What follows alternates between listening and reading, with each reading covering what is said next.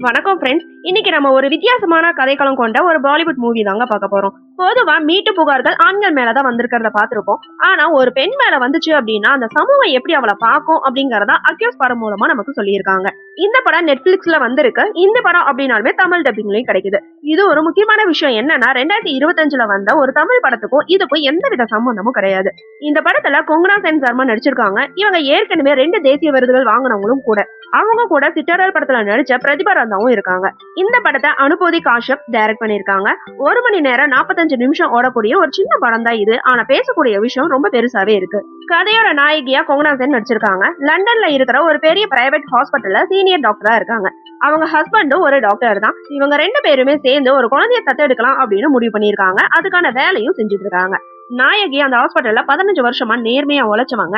அதனால அவங்களுக்கு டீன் பதவி கொடுக்கலாம் அப்படின்னு நினைக்கிற நேரத்துல ஒரு இடி மாதிரியான ஒரு விஷயம் நடக்குது.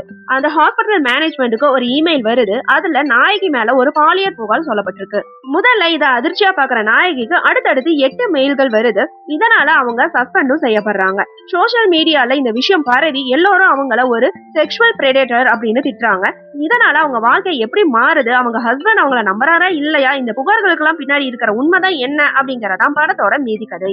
படத்தோட கிளைமேக்ஸ்க்கு போகும்போது நாயகி அந்த புகார்ல இருந்து எப்படி மீண்டு வராங்க அப்படிங்கறத ஹைலைட்னே சொல்லலாம். அவங்க மேல சொல்லப்பட்ட புகார்கள் உண்மையா இல்லையாங்கிற சஸ்பென்ஸ கடைசி வரைக்கும் இயக்குனர் கொண்டு போயிருக்காரு. ஒரு கட்டத்துல நாயகி தன்னோட வாழ்க்கையும் கரியரையும் காப்பாத்திக்க ஒரு பிரைவேட் டிடெக்டிவ் வச்சு உண்மை என்ன அப்படின்னு கண்டுபிடிக்கவும் முயற்சி பண்றாங்க. அந்த விசாரணையில வர முடிவுகள் எல்லாமே ரொம்ப யதார்த்தமாவே இருக்கு. ஒரு பெண் அதிகாரத்துல இருக்கும்போது அவங்க மேல வைக்கப்படுற அந்த கேரக்டர் அசாசினேஷன் எவ்வளவு கொடுமையானது அப்படின்னு இந்த படம் மூலமா அழுத்தமா பதிவு பண்ணியிருக்காங்க. கடைசியில நாயகி தன் மீதான களங்கத்தை தொடச்சு மீண்டும் அதே மருத்துவமனையில தன்னோட கௌரவத்தை நிலைநாட்டுறாங்க. ஒரு பெண் பெரிய இடத்துக்கு வரும்போது அவங்க மேல ஒரு சின்ன பழி விழுந்துச்சு அப்படின்னா இந்த சமூகம் அவங்களை எவ்வளவு சீக்கிரம் வேட்டையாட துடிக்குது அப்படின்னு இந்த படத்துல ரொம்பவே அழுத்தமா சொல்லியிருக்காங்க. புகார்கள் பொய்யா இருக்கலாம், ஆனா அந்த புகாரால ஒரு பொண்ணோட நிம்மதி, குடும்ப வாழ்க்கை, 15 ஆண்டு கால உழைப்பு எப்படி ஒரே நொடியில கேள்விக்குறியாது அப்படிங்கறத உணர்த்தி படத்தை நிறைவு பண்ணியிருக்காங்க. படத்தோட பிளஸ்ன்னு பார்த்தா ஒரு சர்ச்சையான விஷயத்த ஆபாசம் இல்லாம குடும்பத்தோட பாக்குற மாதிரி கண்ணியமா எடுத்திருக்காங்க. நாயகி மேல தப்பு இருக்கா இல்லையாங்கிற சஸ்பென்ஸ கடைசி வரைக்குமே மெயின்டனும் பண்ணிருக்காங்க. கூர்மையான வசனங்கள் படத்தோட இன்னொரு பலனே சொல்லலாம். படத்தோட மைனஸ் என்னன்னா படம் செகண்ட் ஹாஃப்ல ஒரு சைக்காலஜிக்கல் த்ரில்லரா போதா இல்ல ஃபேமிலி டிராமாவா போதாங்கிறதுல கொஞ்சம் கன்ஃபியூஷன் ஆகுது. நாயகியோட கடந்த கால வாழ்க்கை பத்தின சில காட்சிகள் கதைக்கு அவ்வளவா தேவைப்படலைங்கிற மாதிரிதான் இருக்கு. ஆக மொத்தத்துல அக்யூஸ் எப்படி இருக்குன்னு கேட்டீங்கன்னா நிச்சயமா பெண்கள் பார்க்க வேண்டிய படங்க. அவங்களுக்கான விழிப்புணர்வு பாடனே சொல்லலாம்.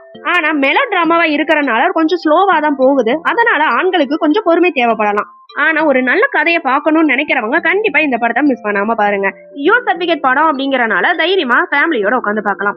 ஓகே ஃப்ரெண்ட்ஸ், நெக்ஸ்ட் வீடியோல பார்க்கலாம். இந்த வீடியோ உங்களுக்கு பிடிச்சிருந்தா லைக், ஷேர், சப்ஸ்கிரைப் பண்ணுங்க. தேங்க்யூ.